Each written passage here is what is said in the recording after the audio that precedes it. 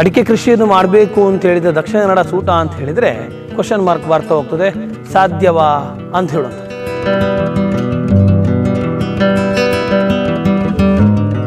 Last year ಮಳೆ ಹೆಚ್ಚಾದ ಕಾರಣ ಮಳೆ ಹೆಚ್ಚಿತ್ತು ಅದಲ್ಲ, ನಮ್ಮ ಒಳ್ಳೊಳ್ಳೆ ಗಾಳಿಗೆ ಲಾಸ್ಟ್ ಇಯರ್ ಗಾಳಿ ಜಾಸ್ತಿ ಇತ್ತು.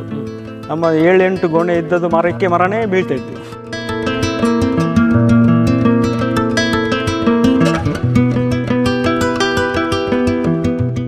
ಇದು ಈ ಸಲದ್ದು ಇದು ಒಂದು ಸಮಸ್ಯೆ, ಬೇಬಿ ವಿಪರೀತ ಹೀಟ್ ಆದ ಕಾರಣ ಎಲ್ಲ ಉದುರ್ತಾ ಉಂಟು.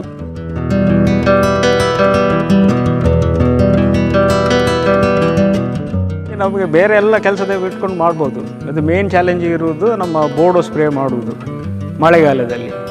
ಆ ಮಳೆಗಾಲದಲ್ಲಿ ಆ ಟೈಮ್ ಟು ಟೈಮ್ ನಿಮಗೆ ಸ್ಪ್ರೇ ಮಾಡಲಿಕ್ಕೆ ಆಗದಿದ್ದರೆ ನಿಮ್ಗೆ ಎಷ್ಟು ಫಸಲಿದ್ದರೆ ಸಹ ಅದು ಉಳಿಯುತ್ತೆ ಅಂತ ಗ್ಯಾರಂಟಿ ಇರಲ್ಲ.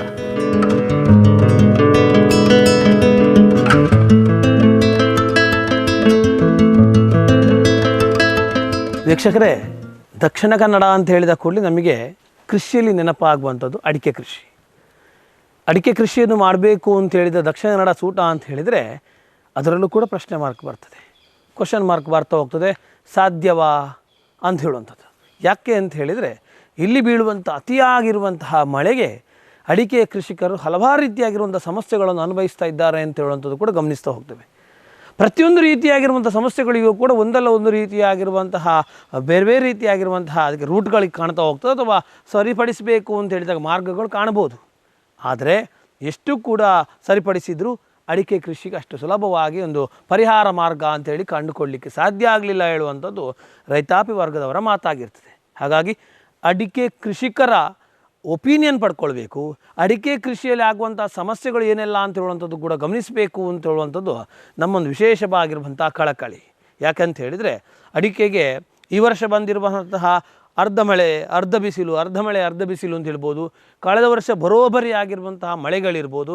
ಹೀಗೆಲ್ಲ ಆದಾಗ ಅಡಿಕೆಯಲ್ಲಿ ಅಡಿಕೆ ನಿಲ್ಲಬೇಕು, ಅಡಿಕೆ ಒಂದು ಒಳ್ಳೆ ರೀತಿಯಾಗಿ ಹಣ್ಣಾಗಿ ಅದರ ಮೂಲಕವಾಗಿ ಕೊಯ್ಲಾಗಬೇಕು, ಇದಿಷ್ಟು ಪ್ರಕ್ರಿಯೆ ಆಗಬೇಕು ಅಂತ ಹೇಳಿದರೆ ಅಡಿಕೆಯ ಮರದಲ್ಲಿ ಒಂದು ಒಳ್ಳೆ ರೀತಿಯಾಗಿರುವಂಥ ಗೊನೆ ನಿಲ್ಲಬೇಕು ಅಂತ ಹೇಳಿದಾಗ ಅದಕ್ಕೆ ಬೇಕಾಗುವಂಥ ಸಮರ್ಪಕವಾಗಿರುವಂತಹ ಮಾಹಿತಿಯೂ ಬೇಕು, ಭೂಮಿಯೂ ಸರಿ ಇರಬೇಕು, ವಾತಾವರಣವೂ ಸರಿ ಇರಬೇಕು, ಅದರೊಟ್ಟಿಗೆ ಸರ್ಕಾರ ಬೇಕಾಗಿರುವಂತಹ ಸಹಕಾರವನ್ನು ನೀಡಬೇಕು. ಹಾಗಾಗಿ ಇವತ್ತಿನ ಈ ಒಂದು ಕೃಷಿ ಕಾರ್ಯಕ್ರಮದಲ್ಲಿ ಗಮನಿಸುವಂಥದ್ದು ಅಡಿಕೆ ಕೃಷಿಗಾಗುವಂತಹ ಸಮಸ್ಯೆಗಳು, ಆ ಸಮಸ್ಯೆಗಳನ್ನು ಆ ಸವಾಲುಗಳನ್ನು ಯಾವ ರೀತಿಯಾಗಿ ಕೃಷಿಕ ಎದುರಿಸಬೇಕು, ಅದರೊಂದಿಗೆ ಈ ಅಡಿಕೆ ಕೃಷಿಯನ್ನು ಸಮರ್ಪಕವಾಗಿ ಬೆಳೆದಾಗ ಯಾವ ರೀತಿಯಾಗಿರುವಂಥ ಸದುಪಯೋಗ ಇದೆ, ದೀರ್ಘಾವಧಿಗೆ ಯೋಗ್ಯವಾ, ಎಲ್ಲವನ್ನು ಕೂಡ ಇವತ್ತಿನ ಕೃಷಿ ಕಾರ್ಯಕ್ರಮದಲ್ಲಿ ನಾವು ಗಮನಿಸಲಿಕ್ಕಿದ್ದೇವೆ. ವೀಕ್ಷಕರೇ, ಕೃಷಿ ಕಾರ್ಯಕ್ರಮದಲ್ಲಿ ಒಂದು ಒಳ್ಳೆ ರೀತಿಯಾಗಿರುವಂಥ ಅಡಿಕೆ ಕೃಷಿಯ ಬೆಳೆಗಾರರನ್ನು ಮಾತಾಡಬೇಕು ಅಂತ ಹೇಳುವಂಥದ್ದು.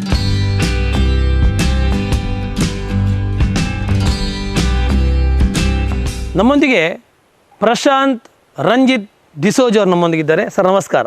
ಭಾಳ ಖುಷಿಯಾಗುವಂಥ, ಯಾಕಂತ ಹೇಳಿದರೆ ತಂಪಾಗಿರುವಂಥ ವಾತಾವರಣದಲ್ಲಿ ನೀವು ಯಾವಾಗಲೂ ಕೂಡ ಅನುಭವಿಸ್ತಾ ಇರ್ತೀರಿ. ಯಾಕೆಂದರೆ ಬಿಸಿಲು ಅಥವಾ ಎ ಸಿಯ ಅಂಡರಲ್ಲಿ ಕೂತ್ಕೊಳ್ಳುವಂಥ ವ್ಯಕ್ತಿಗಳಿಗೆ ಈ ನ್ಯಾಚುರಲ್ ಆಗಿರುವಂಥ ಗಾಳಿ ತುಂಬ ಖುಷಿ ಕೊಡುವಂಥದ್ದು ಅಂತ ಹೇಳಿ, ಹಾಗಾಗಿ ಅಂತಹ ಒಂದು ಯೋಗವನ್ನು ಪಡ್ಕೊಂಡಿದ್ದೀರಿ, ಬಹಳ ಹೆಮ್ಮೆ ಆಗುವಂಥ ಸರ್. ಕಾರ್ಯಕ್ರಮ ಮೊದಲಾಗಿ ಸ್ವಾಗತ. ಅಡಿಕೆ ಕೃಷಿ ಅಂತ ಹೇಳುವಂಥದ್ದು, ಯಾಕಂತ ಹೇಳಿದರೆ ದಕ್ಷಿಣ ಕನ್ನಡ ಯಾವುದಕ್ಕೆ ಪ್ರಧಾನವಾಗಿರೋ ಕೃಷಿ ಇದೆ ಅಂತ ಹೇಳಿದರೆ ಭತ್ತ ಹೋಗಿ ಈಗ ಅಡಿಕೆ ಬಂದಿದೆ ಅಂತೇಳಿ. ಯಾಕಂದರೆ ಭತ್ತದ ಭೂಮಿ ಇದ್ದದ್ದು, ಅದು ಕೆಲಸ ಸುಮಾರು ಎಲ್ಲವೂ ನಮಗೆ ತಿಳಿದಿರುವಂಥದ್ದು. ಅಡಿಕೆ ನಮಗೆ ಯೋಗ್ಯ, ಒಂದು ರೀತಿಯಲ್ಲಿ ಆದಾಯಕ್ಕೆ ಯೋಗ್ಯ, ಮತ್ತೊಂದು ರೀತಿಯಲ್ಲಿ ಹೆಚ್ಚು ಭತ್ತಕ್ಕೆ ಕಂಪೇರ್ ಮಾಡಿದ್ರೆ ಹೆಚ್ಚು ಕೆಲಸ ಇಲ್ಲ ಅಂತ ಹೇಳುವಂಥ ನಮಗೆ ಗೊತ್ತಿದೆ. ಇದಕ್ಕೆ ಆಯ್ಕೆ ಮಾಡಿಕೊಂಡಿದ್ದಾರೆ.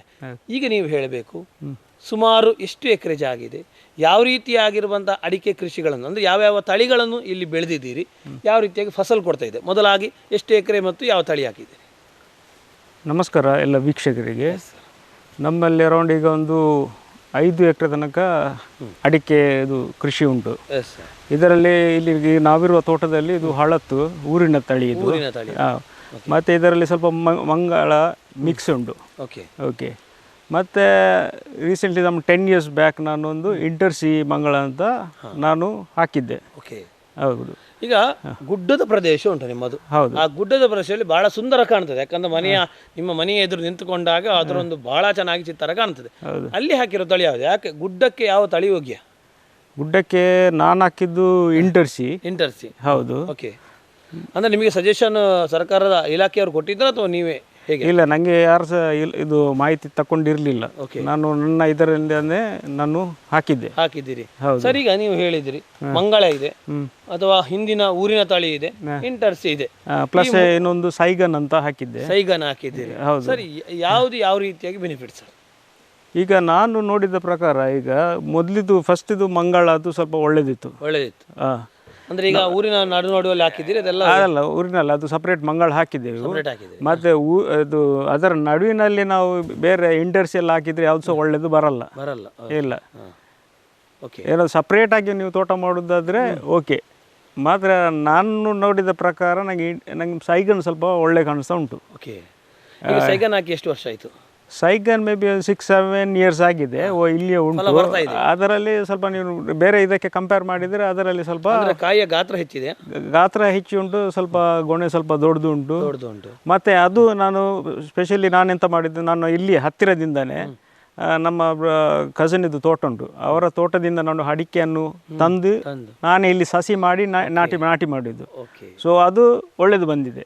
ಮತ್ತು ಬೇರೆ ಇಂಟರ್ಸ್ ಅದೆಲ್ಲ ನಾನು ಬೇರೆಯಿಂದ ಕಡೆಯಿಂದ ನಾನು ತಂದದ್ದು. ಅವರು ಅದು ಅಷ್ಟು ಸಕ್ಸಸ್ ನನಗೆ ಕಾಣಿಸ್ತಾ ಇಲ್ಲ. ಸೊ ನಾನು ಅದು ಮಾಡಿದೊಂದು ಮಿಸ್ಟೇಕ್. ಓಕೆ. ಈಗ ನೀವು ಹೇಳುವಂಥದ್ದು ಈಗ 4 ತಳಿಗಳನ್ನು ಗಮನಿಸ್ತಾ ಹೋಗ್ಬೋದು. ಈಗ 4 ತಳಿಗೆ ರೋಗಗಳು ಒಂದೇ ರೀತಿಯ ರೋಗ ಅಂದರೆ ಈ ಸಲ ನಮ್ಗೆ ಗೊತ್ತಿಲ್ಲ, ಇದು ಸೆಕೆ ವಿಪರೀತ ಆಗಿ ಏನು ಗೊತ್ತಿಲ್ಲ. ಒಂದು ಸಹ ಹರಳು ನಿಲ್ತಿಲ್ಲ, ಇದು ಎಂಟೈರ್ ತೋಟದಲ್ಲಿ ಹರಳು ಉದುರ್ತಾ ಉಂಟು, ಮತ್ತು ಸೆಟ್ ಆದ ಕಾಯಿ ಸಹ ಉದುರ್ತಾ ಉಂಟು, ಮತ್ತು ತುಂಬ ಗಿಡಗಳು ಸಾಯ್ತಾ ಉಂಟು. ಇದು ಅಣಬೆ ರೋಗ ಅದೆಲ್ಲ ಉಂಟು. ಸೊ ಇತ್ತೀಚೆಗೆ ಈ ವರ್ಷ ತುಂಬ ಜಾಸ್ತಿ ಜಾಸ್ತಿ. ಲಾಸ್ಟ್ ಎಷ್ಟು ಕೆಜಿಯನ್ನು ಕಳ್ಕೊಂಡ್ರಿ ಅಂದಾಜಿದೆ ನಿಮಗೆ? May be 50% ಹೋಗಿರ್ಬೋದು. ನೀವು ಈಗ ಗಮನಿಸಿದರೆ ಇದು ಗೊನೆಗಳೆಲ್ಲ ಸಣ್ಣದುಂಟು, ಮತ್ತು ಅದರಲ್ಲಿ ಕಾಯಿ ಕಚ್ಚಿಲ್ಲ ಈ ವರ್ಷ. ಲಾಸ್ಟ್ ಇಯರ್ ನಮಗೆ ಒಳ್ಳೆ ಕ್ರಾಪ್ ಇತ್ತು. ಲಾಸ್ಟ್ ಇಯರ್ ಮಳೆ ಒಳ್ಳೇದಿದ್ರೆ ಸಹ ಇದು ಹೆಚ್ಚಿದ್ರು ಕೊಳೆಲ್ಲ ಎಲ್ಲರಿಗೆ ಬಂದಿದ್ರು ಸಹ ನಮಗೆ ಸಹ ಬಂದಿತ್ತು, ಇಲ್ಲ ಅಂತ ಹೇಳಿಲ್ಲ. ಅಂದರೆ ಇದಕ್ಕೆ ಮದ್ದೆಲ್ಲ ಹೊಡೆಯೋದು ನಾವೇ, ಆದ ಕಾರಣ ಅಷ್ಟು ರೋಗ ಏನು ಬರಲಿಲ್ಲ. ನೀವೇ ಹೌದು ಹೌದು. ಹಾಗೆ ನಮ್ಮ ಇಲ್ಲಿ ನೇಬರ್ಸಲ್ಲಿ ತೋಟದಲ್ಲಿ ಬಂದಿತ್ತು, ಅದರಿಂದ ನಮಗೆ ಸ್ವಲ್ಪ ಆ ಪಾಟಿಗೆ ಮಾತ್ರ ಸ್ವಲ್ಪ ಹೊಡೆದದ್ದು. ಇದು ಅಷ್ಟು ಏನು ಜಾಸ್ತಿ ಕೊಳೆ ರೋಗ ಇರಲಿಲ್ಲ ಕಳೆದ ವರ್ಷ. ಈ ಸಲ ಮಳೆ ಕಡಿಮೆ, ಕೊಳೆ ರೋಗ ಅಲ್ಲ, ಇದು ಬೇರೆ ಇದರಿಂದನೇ ಉದುರ್ತಾ ಉಂಟು. ನಾವು ಈಗ ನೀವು ಬರುವ ಮೊದಲು ನಾವು ಅಲ್ಲಿ ಗುಡ್ಡದಲ್ಲಿ ಮದ್ದು ಬಿಟ್ಟು ಬಂದದ್ದು ಮಾತ್ರ, ಅಡಿ ಯಾವುದು ಹೊಡೆದು ಬಂದದ್ದು ನೋಡುವಾಗ ತುಂಬ ಉದುರಿದೆ. ವಿಪರೀತವಾಗಿರುವಂತ ಒಂದು ಸೆಕೆ. ಯಾಕಂತ ಹೇಳಿದ್ರೆ ಸೆಕೆಗೆ ಆ ಹಿಂಗಾರದಲ್ಲಿ ಕಾಯಿ ನಿಲ್ಬೇಕು. ಆ ಕಾಯಿ ನಿಲ್ತಾ ಇಲ್ಲ. ಆ ಕಾಯಿ ನಿಲ್ಲದೆ ಉದುರುವ ಕಾರಣವಾಗಿ ಸಿಂಗಾರ ಖಾಲಿ ಕಾಣ್ತಾ ಇರುವ ಮತ್ತೆ ಒಣಗ್ತಾ ಉಂಟು. ಹೌದು. ಈಗ ಒಂದು ಮರದಲ್ಲಿ ಹೆಚ್ಚು ಅಂತ ಒಂದು 7ರಿಂದ 8 ನಿಲ್ಲಕ್ಕೂ ಸಾಧ್ಯ ಆಗ್ತದೆ ಒಂದು ಗೊನೆಗಳು ಇರುತ್ತೆ. ಲಾಸ್ಟ್ ಇಯರ್ ಮಳೆ ಹೆಚ್ಚಾದ ಕಾರಣ, ಮಳೆ ಹೆಚ್ಚಿತ್ತು ಅದಲ್ಲ, ನಮ್ಮ ಒಳ್ಳೊಳ್ಳೆ ಗಾಳಿಗೆ ಲಾಸ್ಟ್ ಇಯರ್ ಗಾಳಿ ಜಾಸ್ತಿ ಇತ್ತು. ನಮ್ಮ 7-8 ಗೊನೆ ಇದ್ದದ್ದು ಮರನೇ ಬೀಳ್ತಾ ಇತ್ತು. ಸಾಧಾರಣ ಒಂದು 50 ಮರ ಬಿದ್ದಿತ್ತು. ಅದು ಹೆಚ್ಚಾಗಿ ಎಷ್ಟು ವೇಟ್ ಆಗಿ ಬಿದ್ದದ್ದು ಎಲ್ಲ. ಹಾಗೆ ಈಗ ಈ ವರ್ಷದಲ್ಲಿ ಗೊನೆಗಳನ್ನು ಕಾಣಲಿಕ್ಕೆ ಸಿಕ್ಕಿದೆಯಾ? ಈ ವರ್ಷ ಗೊನೆ ಸಹ ಇಲ್ಲ, ಅಂತ ಗೊನೆನೇ ಇಲ್ಲ. ಇದನ್ನು ಸರ್ಕಾರಕ್ಕೆ ಅಥವಾ ಇಲಾಖೆಗೆ ತಿಳಿಸುವಂತ ಏನು ಪ್ರಯತ್ನ ಮಾಡಿದ್ದೀರಾ? ಇಲ್ಲ, ನಾವು ಮಾಡಿಲ್ಲ. ಇಲ್ಲ. ಈಗ ಅವರೇನಾದ್ರು ನಿಮ್ಮ ಹತ್ರ ಬಂದು ಕನೆಕ್ಟ್ ಮಾಡಿದಾರಾ? ಹೀಗೆ ಇಲ್ಲ, ಇಷ್ಟನಾಗಿ ಯಾರು ಸಹ ಅವರಾಗಿ ಯಾರು ಸಹ ಬರುದಿಲ್ಲ, ಇಲ್ಲಿ ಬರಲಿಲ್ಲ. ಓಕೆ. ಈಗ ನೀವೇನಾದ್ರು ಅದನ್ನು ಪರಿಶೀಲನೆ ಮಾಡಬೇಕು, ಅದಕ್ಕೆ ಪರಿಹಾರ ಬೇಕು ಅಂತ ಹೇಳೋದೊಂದು ಏನಾದ್ರು ವ್ಯವಸ್ಥೆ ಮಾಡಿಕೊಂಡಿದ್ದೀರಾ? ನಾವು ಇಷ್ಟು ಹೋಗ್ಲಿಲ್ಲ. ಇಲ್ಲ. ಓಕೆ. ಈಗ ನೀವು ಹೇಳಬೇಕು, ಅಡಿಕೆಯನ್ನು ದಕ್ಷಿಣ ಕನ್ನಡದಲ್ಲಿ ದೀರ್ಘಾವಧಿಯಾಗಿ ಕೃಷಿ ಮಾಡ್ತಾ ಹೋಗ್ತಾರೆ. ತೆಂಗನ್ನು ಬಿಟ್ಟರೆ ನೆಕ್ಸ್ಟ್ ಅಡಿಕೆಯನ್ನೇ ನಾವು ವಿಶೇಷವಾಗಿ ಗಮನಿಸ್ತಾ ಹೋಗ್ತೀವಿ. ತೆಂಗು ಬಿಡಿ, ಎಲ್ಲರಿಗೂ ಗೊತ್ತಿರುವಂಥದ್ದು, ಅದು ಯಾವ ಸಮಯದಲ್ಲಿ ಹೇಗೆ ಬೇಕಾದ್ರೂ ಕೊಡ್ತಾ ಹೋಗ್ತದೆ. ಅದು ಪರಂಪರಾಗತದಿಂದ ಅಡಿಕೆ ಮತ್ತೆ ಬಂದದ್ದಂತ ಅದು ಪರಂಪರಾಗತ ಇತ್ತು. ಅಡಿಕೆ ದೀರ್ಘಾವಧಿ ಕೃಷಿಗೆ ಯೋಗ್ಯವಾ? ಏನು ಹೇಳ್ತೀರಿ ಡಿಸೋಜ ಅವರೇ? ಈಗ ನಮ್ಮ ಯೋಗ್ಯ ಅಂತ ಮಾಡಬಹುದು. ಹೌದು. ಯಾಕೆಂದ್ರೆ ನಾವು ನಮ್ದು ಯಾವುದು ಇಲ್ಲಿದ್ದು ಕೃಷಿ ಅಡಿಕೆನೆ. ನಾವು ಅದನ್ನು ಬಿಟ್ಟು ನಮ್ಗೆ ಗೊತ್ತಿಲ್ಲದ ಕೃಷಿಗೆ ಕೈ ಹಾಕುವ ಬದಲು ಇದರಲ್ಲಿ ಏನಾದರೂ ಇದನ್ನು ಸ್ಟಡಿ ಮಾಡ್ಕೋಬೇಕು, ಯಾಕೆ ಈ ಥರ ಆಗಿದೆ, ಅದನ್ನು ಆ ಲೋಪವನ್ನು ಸರಿ ಮಾಡಿದರೆ ಇದು ಆಗ್ಬೋದು. ಹಾಗೆ ಈಗ ಅಡಿಕೆಯ ಮಧ್ಯದಲ್ಲಿ ಬೇರೆ ಏನಾದರೂ ನಡಬೇಕು, ನಟ್ಟದ್ದು ಏನಾರು ಇದೆಯಾ? ಇಲ್ಲಿ ನಮ್ಮ ತೋಟದಲ್ಲಿ ಅಂದರೆ ನಮ್ದು ಇದು ಬಯಲು ಜಾಗ ಆದ ಕಾರಣ ಇಲ್ಲಿ ಸ್ವಲ್ಪ ನೀರು ಜಾಸ್ತಿ. ಗುಡ್ಡದಲ್ಲಿ ಏನಾದ್ರು ಮಾಡಿದ್ದೀರಾ? ಗುಡ್ಡದಲ್ಲಿ ಗುಡ್ಡದಲ್ಲಿ ನಾನು ಬೇರೆ ಏನು ಹಾಕಲಿಲ್ಲ. ನನಗೆ ಪೆಪ್ಪರ್ ಹಾಕಬೇಕಂತ ಇತ್ತು, ಅದು ಮನಸ್ಸುಂಟು. ಮಾತ್ರ ನನಗೆ ಅಡಿಕೆ ಜಾಗದಲ್ಲಿ ಬೇಡ, ಸಪ್ರೇಟಾಗಿ ಮಾಡುವ ಅಂತ ಇದ್ದೇನೆ. ಓಕೆ.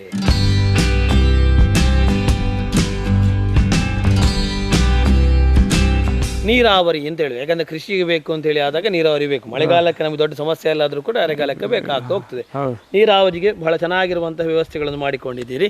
ಹೇಗಿದೆ ವ್ಯವಸ್ಥೆಗಳು? ನೀರಾವರಿ ಯಾವ ರೀತಿಯಾಗಿ ಕೊಡ್ತೀರಿ, ಯಾವ ಪ್ರಮಾಣದಲ್ಲಿ ಕೊಡ್ತೀರಿ? ನಮ್ಮದು ಎಂಟೈರ್ ಪ್ಲಾಟಿಗೆ ನಮ್ಮದು ಸ್ಪ್ರಿಂಕ್ಲರ್ ಸಿಸ್ಟಮಲ್ಲಿ ನಾವು ಮಾಡ್ತಾ ಇದ್ದೇವೆ. ಹೌದು, ಹೈಟ್ ಆಗಿರುವಂಥದ್ದು ಎಲ್ಲವೂ ಕೂಡ. ಹೌದು, ಹೆಚ್ಚಾಗಿ ಅಂದರೆ ಕರೆಕ್ಟಾಗಿ ದೂರ ಹಾರಾಡ್ತದೆ ಅಂತ ಸ್ವಲ್ಪ ಹೈಟಲ್ಲಿ ಇಟ್ಟಿದ್ದೀನಿ. ಹೌದು, ಇಷ್ಟು ಹೈಟ್ ಇಟ್ಟರೆ ಸಮಸ್ಯೆ ಏನಾಗುದಿಲ್ಲ ನಿಮಗೆ? ಅಂದರೆ ಗೊನೆಗಳು ಬಿದ್ದು ಅಥವಾ ಏನಾದ್ರು ಬಿದ್ದು? ಇಲ್ಲ, ಇದು ಕೆಳಗೆ ಪೈಪೇ ಅಲ್ಲ? ಹೌದೌದು, PVC ಪೈಪೇ. ಹೌದೌದು. ಓಕೆ. ಆ ಥರ ಏನಾಗಲ್ಲ, ಯಾಕೆಂದರೆ ನಾವು ಸ್ವಲ್ಪ ಡಿಫ್ರೆನ್ಸ್ ಇದು ಗ್ಯಾಪೇ ಇರುತ್ತೆ ಅಲ್ಲ, ಆ ಥರ ಏನು ಇಷ್ಟು ತನಕ ಅದರಿಂದ ಏನು ಸಮಸ್ಯೆ ಆಗಲಿಲ್ಲ. ನೀರು ಕೂಡ ಕರೆಕ್ಟಾಗಿ ಸ್ಪ್ರೆಡ್ ಆಗಿ ಬೀಳುತ್ತೆ. ಈಗ ಕೆಳಗೆ ಇಟ್ಟರೆ ನಿಮ್ಗೆ ಅಷ್ಟು ರೇಂಜ್ ಸಿಗಲ್ಲ, ದೂರ ಹಾರಲ್ಲ ಅಷ್ಟು. ಸ್ವಲ್ಪ ಹೈಟ್ ಇದ್ದರೆ ಸ್ವಲ್ಪ ಸ್ಪ್ರೆಡ್ ಆಗಿ ಬೀಳುತ್ತೆ ಈವನ್ ಆಗಿ. ಓಕೆ. ಹಾಗೆ. ಈಗ ನೀರು ಎಷ್ಟು ಪ್ರಮಾಣದಲ್ಲಿ ಹೇಗೆ ಕೊಡ್ತೀರಿ? ನಾವು 5 ದಿವಸಕ್ಕೊಮ್ಮೆ ನಾನು 2 ಗಂಟೆ ಒಂದು ರೌಂಡ್ ಸ್ಪ್ರಿಂಕ್ಲರ್ ಮಾಡ್ತೀನಿ. ಯಾವ ಸಮಯದಲ್ಲಿ? 5 ದಿವಸಕ್ಕೊಮ್ಮೆ? ಈಗಲೂ ಕೊಡಬೇಕು ಅಂತ ಅನಿಸ್ತದ? ಇಲ್ಲ, ಈಗ ಕೊಡಲ್ಲ. ಸರಿ. ಈಗ ನಾನೊಂದು ಮಳೆ ಸ್ಟಾರ್ಟ್ ಆದರೆ ನಾನು ಹೆಚ್ಚಿಗೆ ನೀರು ಕೊಡಲ್ಲ. ನವೆಂಬರ್, ಡಿಸೆಂಬರ್ ಆ ಟೈಮ್? ಡಿಸೆಂಬರ್ ಅಲ್ಲ, ಈ ಲಾಸ್ಟ್ ಇಯರ್ ನಾನು ಜನವರಿ ನಂತರ ಕೊಟ್ಟದ್ದು. ಜನವರಿ ಟು ಮೇ? ಮೇ, ಹೌದು, ಮೇ ಸ್ಟಾರ್ಟಿಂಗ್ ತನಕ. ಮತ್ತೆ ಮಳೆ ಬರಲಿಕ್ಕೆ ಸ್ಟಾರ್ಟ್ ಆದ ನಂತರ ನಾನು ಕೊಡಲಿಲ್ಲ. ಹೌದು. ಈಗ ಜನವರಿ ಟು ನೀವು ಏಪ್ರಿಲ್ ವರೆಗೆ ಕೊಟ್ಟಿರುವಂಥದ್ದು 5 ದಿವಸಕ್ಕೊಮ್ಮೆ ಕೊಟ್ಟಿದ್ದೀರಿ? ಹೌದು, 5 ದಿವಸಕ್ಕೊಮ್ಮೆ. ಹೌದು, ಕೊಟ್ಟಿರುವಂಥದ್ದು.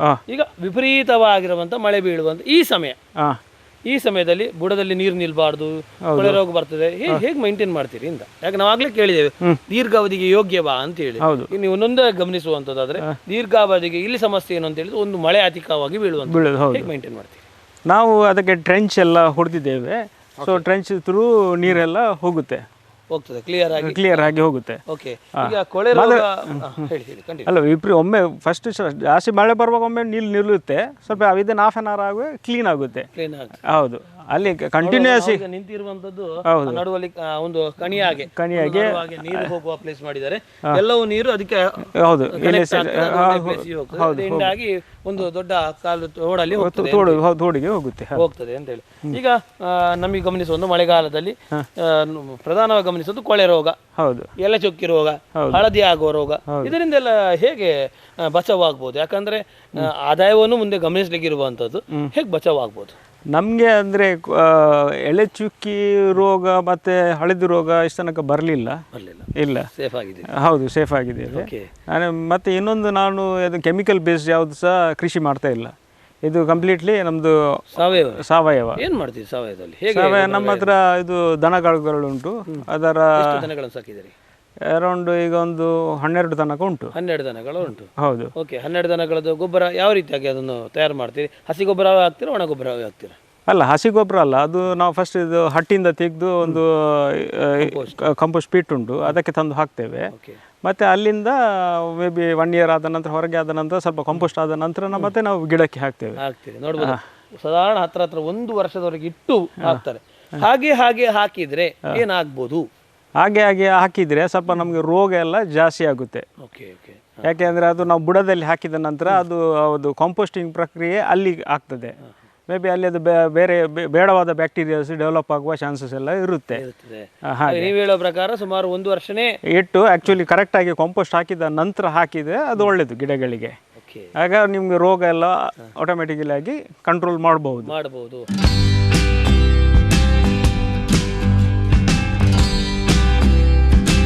ಈಗ ತೋಟಗಳು ಅಂತ ಹೇಳಿದ ಕೂಡಲೇ ಹುಲ್ಲುಗಳು ಬರ್ತಾ ಹೋಗುವಂಥ, ಸೊ ಆ ಹುಲ್ಲುಗಳೆಲ್ಲ ಹಾಗೇ ಇಡುವಂಥದ್ದು ಅಥವಾ ಯಾವ ರೀತಿಯ ಕಟಾವು ಮಾಡುವಂಥದ್ದು, ಆ ಕಟಾವು ಮಾಡುವಂತಹ ಸಿಸ್ಟಮ್ ಹೇಗಿರುತ್ತೆ ಹೋಗ್ತದೆ, ಅಥವಾ ಹಾಗೆ ಹುಲ್ಲು ಬಿಟ್ಟರೆ ಅಡಿಕೆ ಕೃಷಿಗೆ ಸಮಸ್ಯೆ ಆಗ್ತದೆ? ಅಡಿಕೆ ಕೃಷಿಗೆ ಅಲ್ಲ, ನಾವೀಗ ಮಳೆಗಾಲದಲ್ಲಿ ನಾವು ತೆಗಿಲಿಕ್ಕೆ ಹೋಗಲ್ಲ, ನಾವು ಹೀಗೇನೆ ಬಿಡ್ತೇವೆ. ಮತ್ತು ಅದರ ನಡುವಿನಲ್ಲಿರುವಂಥದ್ದು ಇದು ಇದಕ್ಕೆಂತ ಹೇಳ್ತಾರೆ, ಯಾವುದು, ಅದನ್ನ ಕೇಸುವಿನ ಎಲೆ, ಅದನ್ನೆಲ್ಲ ನಾವು ಕಿತ್ತು ತೆಗಿತೇವೆ. ಈಗ ನಾವು ಇನ್ನು ತೆಗಿತೇವೆ. ಈಗ ಇನ್ನು ನೆಕ್ಸ್ಟ್ ನಮಗೆ ಹುಲ್ಲುಗಳನ್ನು ಮಳೆಗಾಲದಲ್ಲಿ ಇಲ್ಲ, ನಮಗೆ ಮತ್ತೆ ದನಗಳು ಉಂಟು, ಅದಕ್ಕೆ ಬೇಕಾದಷ್ಟು ಅಲ್ಲಿ ಎಲ್ಲಿ ಉಂಟು ಅದು ನಾವು ಕೊಯ್ದು ದನಗಳಿಗೆ ಹಾಕ್ತೇವೆ. ಇನ್ನು ನೆಕ್ಸ್ಟ್ ನಮ್ಮದು ಅಕ್ಟೋಬರ್ ಬರುವಾಗ ನಮ್ಮ ತೋಟದ ಕೆಲಸ ಗೊಬ್ಬರ ಎಲ್ಲ ಕೊಡಲಿಕ್ಕೆ ಸ್ಟಾರ್ಟ್ ಆಗುವಾಗ ಆಗ ನಾವು ವೀಡ್ ಕಟ್ಟರಲ್ಲೆಲ್ಲ ಕ್ಲೀನ್ ಮಾಡ್ತೇವೆ. ಹೌದು, ಹಾಗೆ ಇರ್ತೇವೆ. ಅಕ್ಟೋಬರ್ ಮತ್ತು ನೆಕ್ಸ್ಟ್ ಒಂದು ಡಿಸೆಂಬರಲ್ಲಿ ನಾವು ಕ್ಲೀನ್ ಮಾಡ್ತೇವೆ. ಈಗಲೇ ಹುಲ್ಲು ಬಿಟ್ಟರೆ ನಮಗೆ ಅಡಿಕೆ ಕೊಯ್ಯುವ ಟೈಮಲ್ಲಿ ಇದು ಹೆಕ್ಲಿಕ್ಕೆ ಕಾಣಲ್ಲ, ಅಡಿಕೆ ಹಾರಿಸಲಿಕ್ಕೆ ಆಗಲ್ಲ. ಸೊ ಆ ಟೈಮಿಗೆ ನಾವು ಕ್ಲೀನಾಗಿ ಇಡ್ತೇವೆ. ಮತ್ತು ಡಿಸೆಂಬರಲ್ಲಿ ಅದು ತೆಗೆದ ನಂತರ ಮತ್ತೆ ನಾವು ಪುನಃ ತೆಗಿಯಲ್ಲ. ಮತ್ತು ಫೆಬ್ರವರಿ ಆದ ನಂತರ ಆಗ ಇದು ಹುಲ್ಲು ಇರಲೇಬೇಕಾಗುತ್ತೆ, ಯಾಕೆಂದರೆ ಆಗ ನಿಮಗೆ ಮಾಯ್ಶ್ಚರ್ ಎಲ್ಲ ರಿಟೈನ್ ಆಗುತ್ತೆ ತೋಟಕ್ಕೆ. ಹಾಗೆ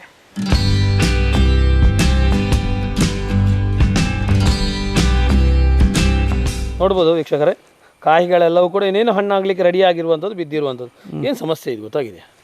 ಇದು ಈ ಸಲದು ಇದು ಒಂದು ಸಮಸ್ಯೆ, ಮೇಬಿ ವಿಪರೀತ ಹೀಟ್ ಆದ ಕಾರಣ ಎಲ್ಲ ಉದುರ್ತಾ ಉಂಟು. ಹಣ್ಣಾಗ್ಲಿಕ್ಕೆ ರೆಡಿ ಆಯ್ತಲ್ಲ ಸ್ವಲ್ಪ? ಹೌದು ಹೌದು ಹೌದು ಹೌದು. ಇದೇನಾದ್ರು ಯೂಸ್ ಆಗ್ಬೋದೇನು?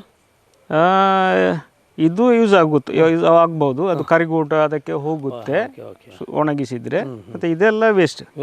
ಹೌದು. ಓಕೆ, ಈ ರೀತಿಯಾಗಿ ಸುಮಾರು ಕಾಯಿಗಳೆಲ್ಲ ಉದುರಿ ಹೋಗಿ ಹಾಳಾಗಿ ಹೋಗಿದೆ. ಕೊಳೆ ರೋಗ ಈ ವರ್ಷಕ್ಕೆ ಸಮಸ್ಯೆಗಳಿಲ್ಲ, ಯಾಕಂದ್ರೆ ಮಳೆ ಕಡಿಮೆ ಇರುವಂಥದ್ದು. ಅದು ಹೇಳಲಿಕ್ಕೆ ಬರಲ್ಲ. ಇದು ಆಕ್ಚುಲಿ ಈಗ ಸ್ಟಾರ್ಟಿಂಗ್ ಅಲ್ಲಿ ಕೊಳೆ ರೋಗ ಯಾವತ್ತು ಬರಲ್ಲ. ಈಗ ಕಂಟಿನ್ಯೂಸ್ ಮೇಬಿ 10-20 ದಿವಸ ಆಗಿದ್ರೆ ಅದು ಅದು ಅದು ಫಂಗಸ್ ಆಕ್ಟಿವ್ ಆಗುತ್ತೆ. ಹಾಗೆ ನೋಡ್ಬೋದು, ಫಂಗಸ್ ಆಕ್ಟಿವೇಟ್ ಆಗೋ ಮೂಲಕವಾಗಿ ಅದು ಹಾಳು ಮಾಡ್ತದೆ, ಆ ಮೂಲಕವಾಗಿ ಉದುರಲಿಕ್ಕೆ ಶುರು ಆಗ್ತಾ ಹೋಗ್ತದೆ, ಬುಡ ಹಾಳಾಗ್ತಾ ಹೋಗ್ತದೆ, ಮೇಲೆ ಅದು ಸ್ಪ್ರೆಡ್ ಸ್ಟಾರ್ಟ್ ಆಗ್ತದೆ. ಮಳೆ ಪ್ರಾರಂಭ ಆಗಿರುವ ಕಾರಣವಾಗಿ ಕೊಳೆ ರೋಗಕ್ಕೆ ದೊಡ್ಡ ಸಮಸ್ಯೆಗಳೇನು ಆಗ್ಲಿಲ್ಲಾದ್ರೂ ಕೂಡ ಈ ಒಂದು ಉದುರುವಿಕೆಯಿಂದ ರೈತಾಪಿ ವರ್ಗದವನಿಗೆ ಏನು ಸಮಸ್ಯೆ ಅಂತಾನೆ ತಿಳಿತಾ ಇಲ್ಲದ ರೀತಿಯಲ್ಲಿ ಆ ಒಂದು ಕೆಟ್ಟ ರೀತಿಯಾಗಿರುವಂತಹ ಸಮಸ್ಯೆಗಳು ಇವರಿಗೆ ಕಾಣ್ತಾ ಇರುವಂಥದ್ದು. ಇನ್ನೇನೇ ಹಣ್ಣಾಗಿ ಕಟಾವು ಮಾಡಲಿಕ್ಕೆ ರೆಡಿ ಆಗಿದೆ ಅಂತ ಎನಿಸುವಾಗ ನೋಡ್ಕೋಬೋದು, ಹಣ್ಣಾಗಲಿಕ್ಕೆ ಒಂದು 20-30% ರೆಡಿ ಆಗಿದೆ. ಇನ್ನೊಂದು 70% ಒಂದೊಂದು ತಿಂಗಳಲ್ಲಿ ಹಣ್ಣಾಗ್ತೈತೆ. ಒಂದು ತಿಂಗಳಲ್ಲಿ ಹಣ್ಣಾಗುವಂಥದ್ದನ್ನು ಯಾವುದೋ ಒಂದು ಸಮಸ್ಯೆಯಿಂದಾಗಿ ಹಾಳಾಗಿ ಹೋಗುವಂಥದ್ದು. ಹಾಗಾಗಿ ಇದು ಈ ರೈತನಿಗೆ ಅಡಿಕೆ ಕೃಷಿಯಲ್ಲಿ ಆಗುವಂತಹ ಸಮಸ್ಯೆ.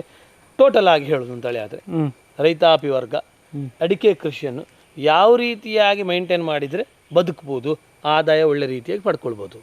ಈಗ ನಮ್ಮ ಕೃಷಿಯನ್ನು ಲಾಭದಾಯಕ ಮಾಡಬೇಕಾದ್ರೆ ಫಸ್ಟ್ ನಮ್ಮಲ್ಲಿ ಅಂತ ಅದು ನಾವು ಮಾಡ್ತೇವೆ ಅಂತ ನಮಗೆ ಫಸ್ಟ್ ಇದು ಇರಬೇಕು. ನಾವೆಲ್ಲ ಕೆಲಸದವರನ್ನು ಡಿಪೆಂಡ್ ಮಾಡಲಿಕ್ಕೆ ಆಗಲ್ಲ. ಕೃಷಿ ನಮಗೆ ಬೇರೆ ಎಲ್ಲ ಕೆಲಸದ ಇಟ್ಕೊಂಡು ಮಾಡ್ಬೋದು. ಮತ್ತು ಮೇನ್ ಚಾಲೆಂಜ್ ಇರುವುದು ನಮ್ಮ ಬೋರ್ಡೋ ಸ್ಪ್ರೇ ಮಾಡುವುದು ಮಳೆಗಾಲದಲ್ಲಿ. ಆ ಮಳೆಗಾಲದಲ್ಲಿ ಆ ಟೈಮ್ ಟು ಟೈಮ್ ನಿಮಗೆ ಸ್ಪ್ರೇ ಮಾಡಲಿಕ್ಕೆ ಆಗದಿದ್ದರೆ ನಿಮಗೆ ಎಷ್ಟು ಫಸಲಿದ್ದರೆ ಸಹ ಅದು ಉಳಿಯುತ್ತೆ ಅಂತ ಗ್ಯಾರಂಟಿ ಇರಲ್ಲ. ಓಕೆ, ಸೊ ಫಸ್ಟ್ ಚಾಲೆಂಜ್ ಇರೋದು ಅದು. ಸೊ ನಿಮಗೆ ಅದು ಕೆಪಾಸಿಟಿ ಇದ್ದರೆ ನೀವು ಏನಾದರೂ ಮಾಡಿ, ಇಲ್ಲಾಂದರೆ ಈಗ ತುಂಬ ದೋಟಿ ಅದೆಲ್ಲ ಬಂದಿದೆ, ನಿಮ್ಮಿಂದ ಅಲ್ಲಿ ಮಾಡಲಿಕ್ಕೆ ಆಗುತ್ತೆ ಅಂತ ಹೇಳಿದರೆ ಇದನ್ನು ಇದರಲ್ಲಿ ಒಂದು ಆದಾಯ ಪಡ್ಕೊಳ್ಳಿಕ್ಕೆ ಸಾಧ್ಯ ಮಾಡ್ಬೋದು. ನೆಕ್ಸ್ಟ್ ನಾವು ಹೆಚ್ಚಾಗಿ ನಾವು ಇಲ್ಲಿ ಸಾಯಿಲ್ ಟೆಸ್ಟ್ ಎಲ್ಲ ಮಾಡಲ್ಲ, ಇಲ್ಲಿ ಯಾರು ಸಹ ಮಾಡಲ್ಲ. ಓಕೆ, ಈಗ ಫಸ್ಟ್ ನಾನು ಸಹ ಮಾಡ್ತಿರ್ಲಿಲ್ಲ, ಈ ಸಲ ಫಸ್ಟ್ ನಾನು ಮಾಡಿದ್ದೇನೆ ಸಾಯಿಲ್ ಟೆಸ್ಟ್. ಈಗ ಅದರ ರಿಪೋರ್ಟ್ಸ್ ಬಂದಿದೆ. ನೆಕ್ಸ್ಟ್ ಇಯರ್ ನಾನು ಅದನ್ನು ಈಗ ಅಳವಡಿಸಬೇಕು. ಏನೆಲ್ಲ ಈ ಮಣ್ಣಲ್ಲಿ ಪೌಷ್ಟಿಕಾಂಶ ಕಡಿಮೆ ಉಂಟು ಅದನ್ನು ಹಾಕಿ ನಾನು ನೆಕ್ಸ್ಟ್ ಈಗ ನೋಡಬೇಕು ಈಗ ಅದರ ಪ್ರಕಾರ. ಸರ್, ಈಗ ಗಮನಿಸುವಂಥದ್ದಾದ್ರೆ ಟೋಟಲ್ ಆಗಿ ಅಡಿಕೆ ಕೃಷಿ ಅಂತ ಹೇಳಿದ ಕೂಡಲೇ ಆದಾಯ ಚೆನ್ನಾಗಿದೆ, ಒಳ್ಳೆ ರೀತಿಯಾಗಿರುವಂತ ರೇಟ್ ಇದೆ, ಅಡಿಕೆ ಮಾಡಿದವರಿಗೆ ದೊಡ್ಡ ಮಟ್ಟದ ಲಾಭ ಉಂಟು, ಹೀಗೆಲ್ಲ ಹೇಳ್ತಾ ಇದ್ದಾರೆ. ನೀವೇನು ಹೇಳ್ತೀರಿ? ಅಡಿಕೆ ದೊಡ್ಡ ಮಟ್ಟದ ರೇಟಿನೊಟ್ಟಿಗೆ ಎಷ್ಟೆಲ್ಲ ಖರ್ಚುಗಳಿದೆ ಅಂತ ಹೇಳ್ಬೇಕು. ಈಗ ರೇಟ್ ಈಗ ಸುಮಾರು 400 ರೂಪಾಯಿ ಇದೆ. ಹೌದು, 400 ಇದೆ, 500 ಇದೆ. ಸೊ ಈಗ 400ರಿಂದ 500 ರೇಟ್ ಇರುವಂತ ಸಂದರ್ಭದಲ್ಲಿ ಅದಕ್ಕಾಗುವಂತ ಖರ್ಚು ಇಡೀ ಪ್ರಥಮದಲ್ಲಿ ಮಾಯಿಲ್ ತೂತ ಇದರಿಂದ ಬಿಡುವುದರಿಂದ ಹಿಡಿದು ಎಲ್ಲ ಲೇಬರ್ಗಳಿಗೆ ಅದಕ್ಕೆ ಬೇಕಾಗುವಂಥ ಖರ್ಚುಗಳನ್ನು ಟೋಟಲ್ ಆಗಿ ನಮಗೆ ತಿಳಿಸ್ಬೇಕು. 1 ಎಕರೆಗೆ ಎಷ್ಟಾಗ್ಬೋದು? ಫಾರ್ ಎಕ್ಸಾಂಪಲ್ ಈಗ 1 ಎಕರೆಗೆ ಈ ವರ್ಷ ಈಗ ಮೈಲ್ತುತ್ತುಗೆ ರೇಟ್ ಹೆಚ್ಚಿಗೆ ಆಗಿದೆ. ಲಾಸ್ಟ್ ಇಯರ್ 360 ರೂಪೀಸ್ ಸಿಗ್ತಿತ್ತು ಮೈಲ್ತುತ್ತು, ಈ ಸಲ 500 ರೂಪಾಯಿ ಆಗಿದೆ. 500? ಓಕೆ. ಮತ್ತು ಇನ್ನೊಂದು ಆ್ಯಕ್ಚುಲಿ ಇದು ಅಡಿಕೆಯಲ್ಲಿ ನನ್ನ ಲೆಕ್ಕದಲ್ಲಿ ಅಷ್ಟೇನು ಖರ್ಚೇನು ಬೀಳಲ್ಲ ನಿಮಗೆ ಅಷ್ಟು. ಮತ್ತು ನಾವು ಮಾಡುವಂಥದ್ದು ಮೆಥಡ್ಸ್ ಎಲ್ಲ ಕರೆಕ್ಟ್ ಇರಬೇಕು. ಈಗ ಮದ್ದು ಬಿಡುವವನಿಗೆ ಅವರಿಗೆಲ್ಲ ರೇಟು ಅದು ಎಲ್ಲ ಇಲ್ಲಿ ಅಂದರೆ ಈಗ ನಾವು ಬಿಟ್ಟ ಕಾರಣ ನಮಗೆ ಅದು ಅದರಲ್ಲಿ ತುಂಬ ಸೇವ್ ಆಗುತ್ತೆ. ಸೇವ್ ಅಂದರೆ ಹೇಗೆ ಅಂದರೆ ಈಗ ಇಲ್ಲೆಲ್ಲ ಬ್ಯಾರಲ್ ಲೆಕ್ಕದಲ್ಲಿ ಮದ್ದು ಬಿಡ್ತಾರೆ. ಹಾಂ, ಸೊ ಬ್ಯಾಲರಿಗೆ ಅವರು ಒಂದು 1700 1800 ರುಪೀಸ್ ಚಾರ್ಜ್ ಮಾಡ್ತಾರೆ. ಮತ್ತೆ ಅದು ಚಾರ್ಜ್ ಮಾಡಿದರೆ ಸಹ ಏನು ಪ್ರಾಬ್ಲಮ್ ಇರ್ತಿರ್ಲಿಲ್ಲ. ಅವರು ಎಂತ ಮಾಡ್ತಾರೆ, ಅಲ್ಲಿ ಸ್ಪ್ರೇ ನಾಸಲ್ಸ್ ಸ್ವಲ್ಪ ದೊಡ್ಡದಾಗ್ತಾರೆ. ದೊಡ್ಡದು ಹಾಕುವಾಗ ಎಂತ ಆಗುತ್ತೆ ಅಂದರೆ ಇಲ್ಲಿ ಮದ್ದು ಫಾಸ್ಟ್ ಆಗುತ್ತೆ, ಇಲ್ಲಿ ಬ್ಯಾರಲ್ ಬೇಗ ಖಾಲಿ ಆಗುತ್ತೆ. ಹಾಂ, ಸೊ ಅಲ್ಲಿ ಎಂತ ಆಗುತ್ತೆ, ನಮ್ಮದು ಅದು ಬ್ಯಾರಲ್ ಖರ್ಚು ಸಹ ಜಾಸ್ತಿ ಆಗುತ್ತೆ, ಇಲ್ಲಿ ಮದ್ದು ಸಹ ಹಣ ಹೋಯಿತು, ಅಲ್ಲಿ ಅವನಿಗೆ ಕಾಸ್ಟ್ ಸಹ ಜಾಸ್ತಿ ಆಗುತ್ತೆ. ಓಕೆ, ಈ ರೀತಿಯಾಗಿ ಒಂದು ಸಣ್ಣ ಮೋಸ ನಡೀತದೆ. ಸಣ್ಣ ಮೋಸ ನಡೆಯುತ್ತೆ. ಹಾಗೆ ಹೀಗೆ ನಾವು ಬಿಟ್ಟರೆ ನಮಗೆ ಬೇಕಾದಾಗೆ ನಾವು ಬಿಡ್ಬೋದು. ಸೊ ಅಲ್ಲಿ ಅವರಿಗೆ 2 ಬ್ಯಾರಲ್ ಹೋಗುವ ಬದಲು ನಮಗೆ ಇಲ್ಲಿ 1 ಬ್ಯಾರಲಲ್ಲಿ ಸಹ ಮದ್ದು ಬಿಡ್ಲಿಕ್ಕೆ ಆಗುತ್ತೆ. ಸುಣ್ಣ ಮತ್ತು ಮೈಲ್ ತೂತಿಗೆ ಒಂದು ಬಿಟ್ರೆ ಉಳಿದದ್ದು ನಾವೇ ಮಾಡಿದ್ರೆ ಅವೆಲ್ಲ ರೀತಿಯಾಗಿರುವಂತ ಖರ್ಚು ಉಳಿಲಿಕ್ಕೆ ಸಾಧ್ಯ ಆಗ್ತದೆ. ಕೊಯ್ಲು ಕಟಾವು ಮಾಡುವಾಗ ಹೌದು. ಈಗ ಮಾಡ್ತೀರಾ? ಇಲ್ಲ, ಕಟಾವು ಮಾಡಲಿಕ್ಕೆ ನಮಗೆ ಒಬ್ಬರು ಒಳ್ಳೆ ಗೊನೆಗಾರ ಸಿಕ್ಕಿದ್ದಾರೆ, ಅವರು ಒಳ್ಳೆ ಹುಷಾರಿದ್ದಾರೆ. ಸೊ ಅವರು ದಿನ ಕೂಲಿಯಲ್ಲೇ ತೆಗಿತಾರೆ. ಮತ್ತೆ ನಮಗೆ ಮದ್ದು ಬಿಡ್ಲಿಕ್ಕೆ ಸಹ ಅವ್ರು ಬರ್ತಾರೆ. ನನಗೆ ಅವರು ಫ್ರೀ ಇದ್ರೆ ಅವ್ರು ಬರ್ತಾರೆ, ಅವ್ರು ನಮಗೆ ದಿನ ಕೂಲಿಯಲ್ಲೇ ಬಿಡ್ತಾರೆ. ಸೊ ಅದು ಆಗಿದ ಕಾರಣ ನನಗೆ ಅದು ಪ್ಲಸ್ ಪಾಯಿಂಟ್. ಅಂದ್ರೆ ದಿನ ಕೂಲಿಯಲ್ಲಿ ಬಿಟ್ಟಾಗ ದೊಡ್ಡ ಸಮಸ್ಯೆಗಳಾಗುದಿಲ್ಲ. ಮತ್ತೆ ಅವರು 800 ಅಲ್ಲಪ್ಪ, 3400 ಚಾರ್ಜ್ ಮಾಡ್ತಾರೆ. ಮಾತ್ರ ನೀವು ಬ್ಯಾರಲ್ ಲೆಕ್ಕದಲ್ಲಿ ಕ್ಯಾಲ್ಕುಲೇಟ್ ಮಾಡಿದರೆ ಅವರು ಏನೋ ನಿಪ್ಪಲೆಲ್ಲ ಜಾಸ್ತಿ ಅವ್ರು ಖಾಲಿ ಬಿಡುವುದು ಮಾತ್ರ. ಸೊ ಅದೆಲ್ಲ ನಾವು ಕಾಸ್ಟ್ ಇದು ಮಾಡಿದರೆ ಅದು ತುಂಬ ವರ್ಕೌಟ್ ಆಗ್ತದೆ ಅಂತ ಹೇಳಿ ನೋಡ್ಕೋಬಹುದು. ರೇಟು 500 ರೂಪಾಯಿ ಇದ್ರೂ ಕೂಡ ಸಣ್ಣ ಪುಟ್ಟ ರೀತಿ ಆಗಿರುವಂತಹ ಖರ್ಚುಗಳನ್ನು ನಾವಾಗೆ ಅದನ್ನು ಮಾಡಿದರೆ ರೇಟುಗಳಲ್ಲಿ ನಮಗೆ ಆದಾಯವನ್ನು ಹೆಚ್ಚು ಮಾಡಿಕೊಳ್ಳಿಕ್ಕೆ ಸಾಧ್ಯ ಆಗ್ತದೆ, ಖರ್ಚನ್ನು ಕಡಿಮೆ ಮಾಡಿಕೊಳ್ಳಬಹುದು ಅಂತ ಹೇಳಿ. ಸೊ ಉಳಿದವರಿಗೆ ಬಿಟ್ಟಾಗ ಕೆಲವಾರು ರೀತಿಯಾಗಿರುವಂತಹ ಸಮಸ್ಯೆಗಳು ಆಗ್ತದೆ ಅಂತ ಹೇಳುವಂಥದ್ದು ರೈತರ ಮಾತಾಗಿರುವಂಥದ್ದು. ಕೊನೆಯದಾಗಿ ಎಲ್ಲ ರೀತಿಯಾಗಿರುವಂತಹ ರೈತ ಮಿತ್ರರಿಗೆ ಅಡಿಕೆ ಕೃಷಿ ಅಂತ ಹೇಳಿದ್ರೆ ಎಷ್ಟು ಖುಷಿ? ನಮಗೆ ಇದು ಖುಷಿ ಕೊಡ್ತಾ ಉಂಟು. ಹೌದು, ನಮ್ಮ ಇದು ಮೇನ್ ನಮ್ಮದು ಅಗ್ರಿಕಲ್ಚರ್, ನಮ್ಮದು ಮೇನ್ ಕ್ರಾಪೇ ಇರೋದು ನಮ್ಗೆ ಅಡಿಕೆ. ಹೌದು, ಮತ್ತೆ ನಮ್ಮ ಎಲ್ಲ ಜೀವನ ನಡೀತಾ ಇರೋದು ಈ ಅಡಿಕೆಯಿಂದ. ಹೌದು, ಅಡಿಕೆ 5 ಎಕರೆ ಇರುವ ಕಾರಣವಾಗಿ ಸಂಪೂರ್ಣವಾಗಿ ಸಂಪೂರ್ಣವಾಗಿ ಅವರು ಮಾಡುವಂತಹ ಒಂದು ಖುಷಿಯ ವಾತಾವರಣ ಆಗಿರುವಂಥ, ಹಾಗಾಗಿ ಯಾವುದೇ ಕಾರಣಕ್ಕೂ ಅವರಿಗೆ ಬೇಸರ ಇಲ್ಲದೆ ಎಲ್ಲ ರೀತಿಯಾಗಿರುವಂತಹ ಖುಷಿಯ ವಾತಾವರಣವನ್ನು ಈ ಅಡಿಕೆ ಕೃಷಿಯಲ್ಲಿ ಅನುಭವಿಸ್ತಿದ್ದಾರೆ ಅಂತ ಹೇಳುವಂಥದ್ದು ರೈತರ ಮಾತಾಗಿರುವಂಥದ್ದು. ಬಹಳ ಹೆಮ್ಮೆ ಆಯಿತು. ನಿಮ್ಮ ಪ್ರತಿಯೊಂದು ರೀತಿಯಾಗಿರುವಂತಹ ಕೃಷಿಯೂ ಕೂಡ ಸದಾ ಹೀಗೆ ಇರಲಿ.